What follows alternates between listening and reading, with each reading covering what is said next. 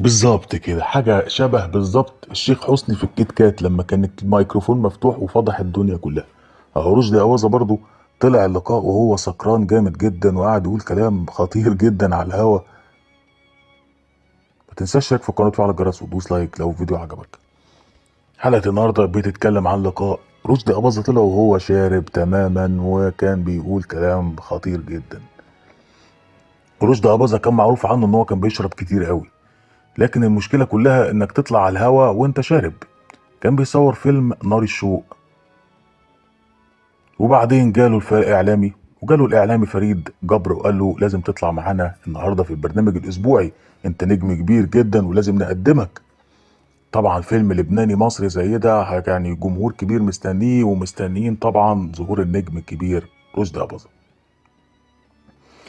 مجلة الشبكة بقى قالت 5 يونيو 5 مايو 1959 ان رشدي أباظة كان في الفندق، فندق اسمه مارلين بيز، ومن الفندق هيطلع على مبنى التلفزيون هناك. وكان واضح ان هو شكله طبيعي وعمال يهزر وبتاع، ما كانش باين عليه انه سكران، خلي بالكم.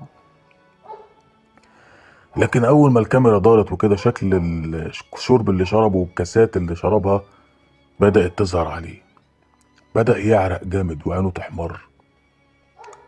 وهو ما كانش بيشرب خمرة بس، على حسب كلام احمد مظهر كان في سجاير كمان. طبعا مش عارفين بقى سجاير ايه، احمد مظهر حكاها قبل كده وقلناها في حلقة تانية. المهم، اول ما المذيع بدأ يسأله بدأ يرد رشدي أباظة بكلام مش مفهوم، وراح قايل قال أنا بحب صباح. المذيع يسأله عن فيلم نار الشوق ودوره فيه، يعني أنت حضرتك هنا في لبنان بتصور فيلم نار الشوق، ممكن تكلمنا عن دوره، عن الفيلم وعن دورك في الفيلم؟ فرد قال له أنا بحب صباح، أحبها، والناس بتقول إن أنا بحب بنتها هويدا، لكن ده ينفع برضه؟ هل ده يعقل؟ يعني أنا أحب طفلة في عمر بنتي اسمت؟ فالمذيع قال له حضرتك احنا مالنا، دي امور خاصه احنا مش هنناقشها، يعني ما نناقش موضوع خاص زي ده، احنا مالنا بالكلام ده. عايز يقول له وانا سالتك ولا جيت جنبك؟ شفنا صور هويدا طبعا مع رشدي اباظه ونزلنا صور كتيره قبل كده، لسه هكمل لك طبعا اللي حصل.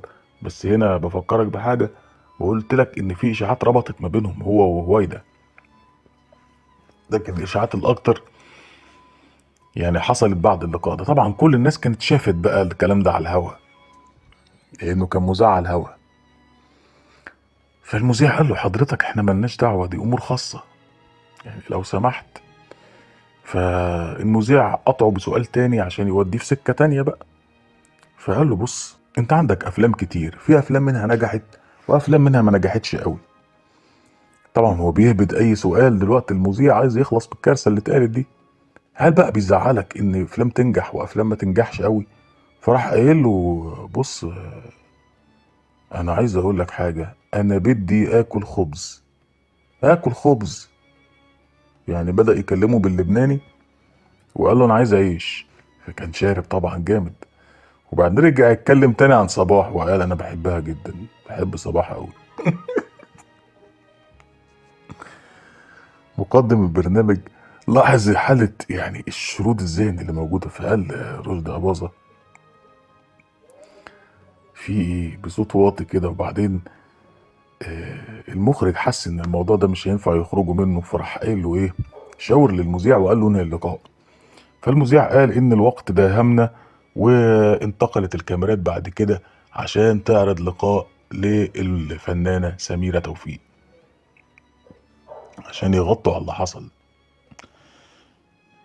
المهم رشدي أباظة طلع من على الهوا، خرج بره الاستوديو، اتنرفز جدا من اللي حصل، قعد يشتم الناس كلها والكبير والصغير. طبعا بقى الخمرة هنا كانت وصلت بقى ايه معاه خالص، لا على درجة اتنرفز، ما تفهمش ان اللقاء خلص بسرعة. كمان عشان في حتى آه وهو راجع للفندق لقى صباح قابلته ووديع الصافي. وصباح قالت له يا سيدي اذا كنت بتحبني قول لي، قول لي بيني وبينك مش على الملأ على الهوا. طبعا هو سرح يعني لسه كنت بقول لك انها شبه الشيخ حسني بالظبط في الكيت كات، راح سيح لها قدام العالم كله.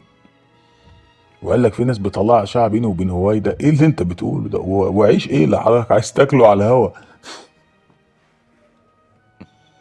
بس واضح انها يعني طلبت معاه وقتها ان هو ياكل على الهوا. بدي اكل خبز.